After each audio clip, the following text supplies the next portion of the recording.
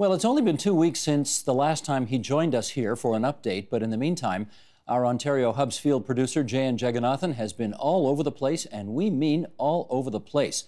He joins us now with the 411 on his excursions across the province. Nice to have you back here in the Big Smoke. Thank you for having me. Where you been?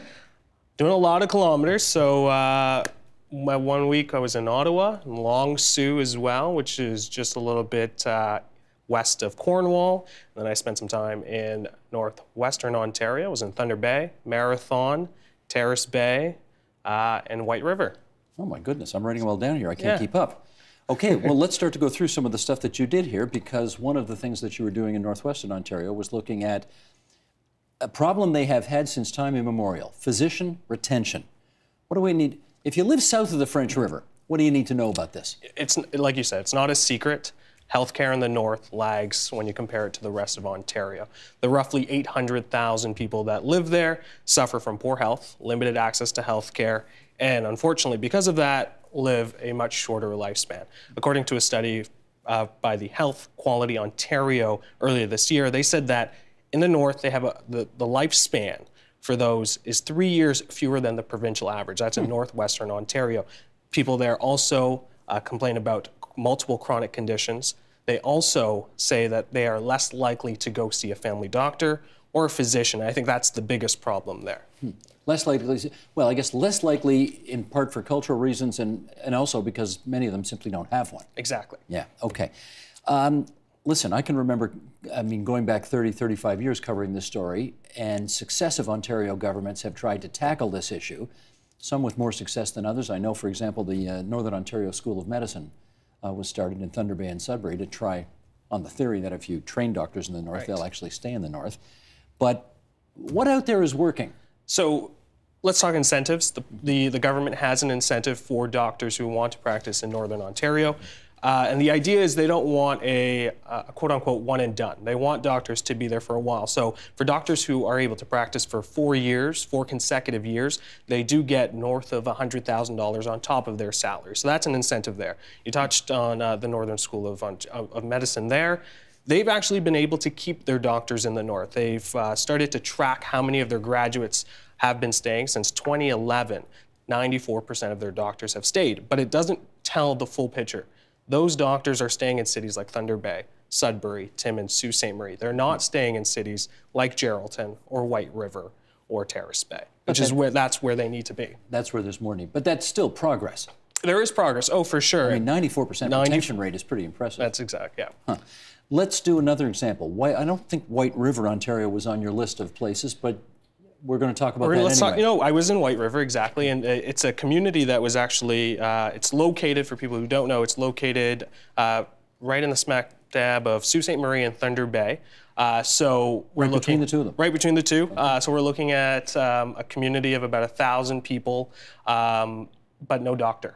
And they haven't had a doctor for about a few years, and that's because the doctor that was there had suffered a heart attack, I think in 2014, 2015, and they haven't been able to fill that void. So they've been relying, the one healthcare facility that they have, they've been relying on a nurse practitioner, and they have a part-time doctor who comes in about 10 days out of the month. So you get 10 days where, living in that community, the doctor's gonna come in, but for 20 plus days, you don't know where that doctor's gonna be. And a lot of when it comes with healthcare issues, having that consistency, having that same doctor who sees you is really, really important. So this doctor or this nurse has been relied on, and unfortunately, she tells me she's going to be retiring soon. So there's another issue compounded on that. And White River, Ontario, the struggle is they're looking for doctors. Graduates may necessarily not want to go to a place like White River because the government can only fund one position.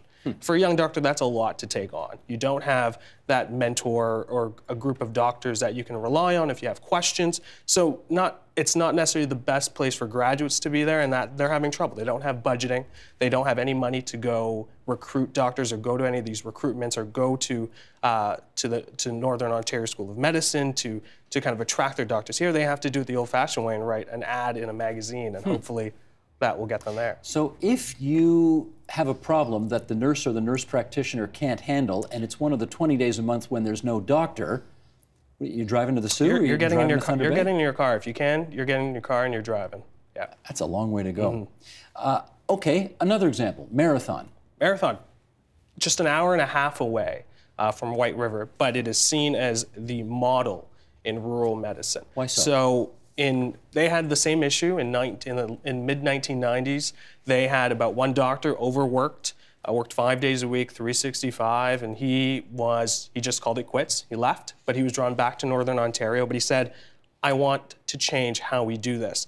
And he was fortunate enough to get a few young doctors on board, and what they used was a consensus strategy. So it wasn't, I've been the doctor here for 10 years, I say, what goes, this is what goes.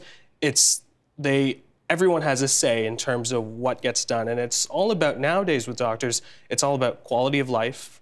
Pay is important as well, but what they were able to do actually in Marathon is they only have funding for 6 doctors. They have 7 doctors, and many of them have been there for 15, 16 years, some of them from Toronto as well, and they're attracted to the lifestyle in Northern Ontario, but they like the idea that because they have so many doctors, they're able to kind of balance their life around that. And what people don't think about when you think about physician retention, and this is one of the biggest issues when I was talking to these municipalities, is it's not just the physician they have to worry about, it's their partner. Can they find employment for their partner? Is there childcare? Can we find childcare for them as well? So huge issues. And some, like, I'm glad you're bringing this to our attention, because we sit here, I don't know, 6 subway stops away from the biggest cluster of hospitals in the country, and it's stuff that we just don't consider. When I was in White River, we were sitting there, and I was just waiting in the waiting room, and I see 2 guys, one in a sling and one guy in a cast, and I'm sure, they were waiting for their doctors to make that round. So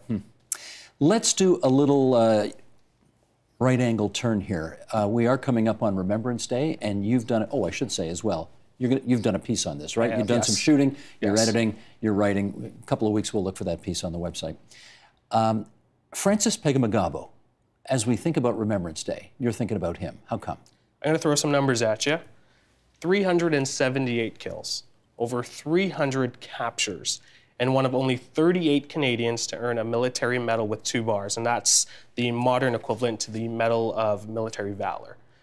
This was a feared sniper on the field. He had a very dangerous job. Also as a scout, he was essentially a lone soldier out on the fields getting information.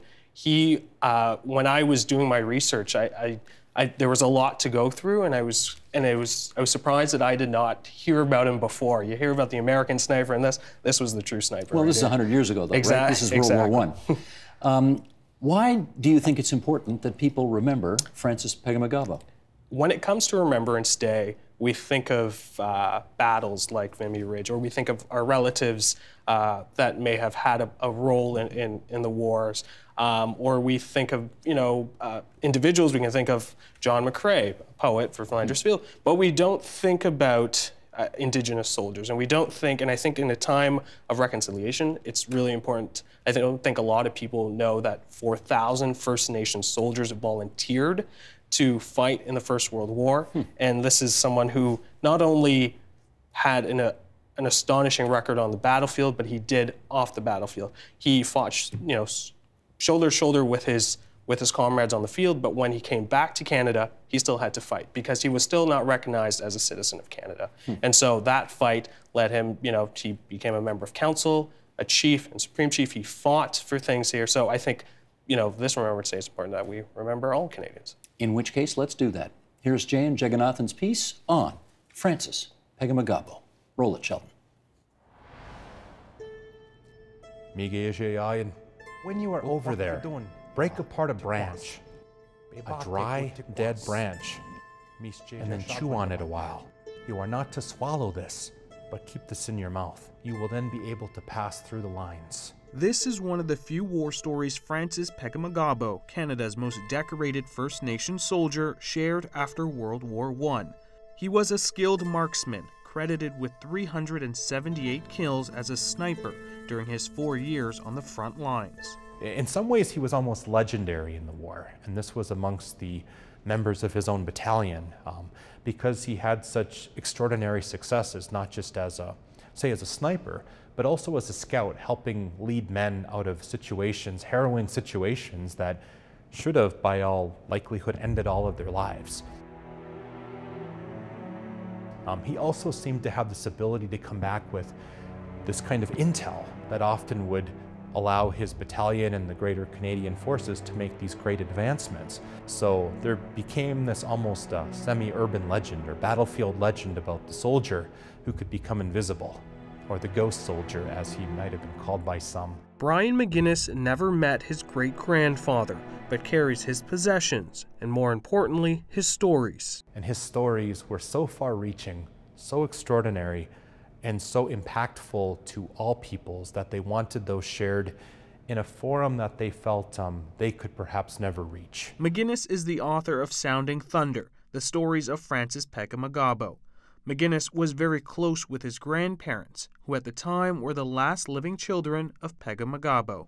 He didn't want his children to know about the strife and the grief and the difficulty of war, and that's why he went to war, in part such that they would hopefully never have to experience such a thing.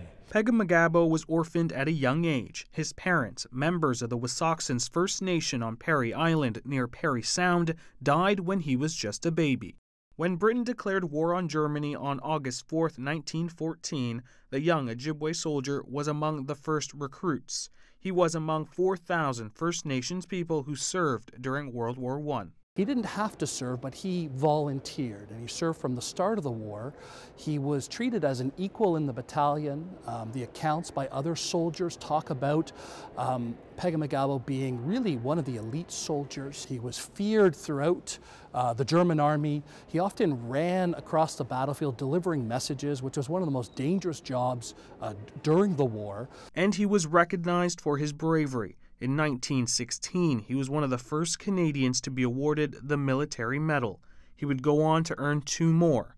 Many of his possessions, including his medals, were given to the Canadian War Museum in Ottawa. Many of these Indigenous soldiers who survived the war, and of course they suffered very high casualties as well, like all Canadians, came back to Canada after the war with a really new sense of purpose. They had served their country, they had served the king, they had stood shoulder to shoulder with their comrades, and they came back to a country that treated them again as wards of the state. And so many of them, like Francis Pegahmagabow, became politicized. I think as a result of not only having experienced that sense of equality for a brief time, but having made such profound sacrifices in the name of Canada, to come back and then just simply once again find yourselves so controlled, so regulated, so governed. He served in the Wissahickons Perry Island community as a counselor and then a chief. A lot of those men suddenly began to use those voices that they had discovered to speak out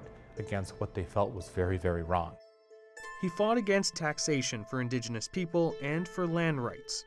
Francis's life from the get-go was dedicated to helping life and preserving life, because it was the acts of saving life that he wanted to be remembered for. Jeyan Jeganathan, because life is sacred, and that life had to be protected.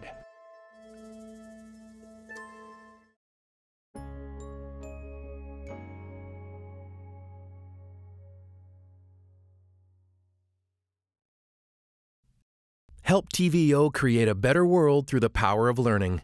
Visit TVO.org and make a tax-deductible donation today.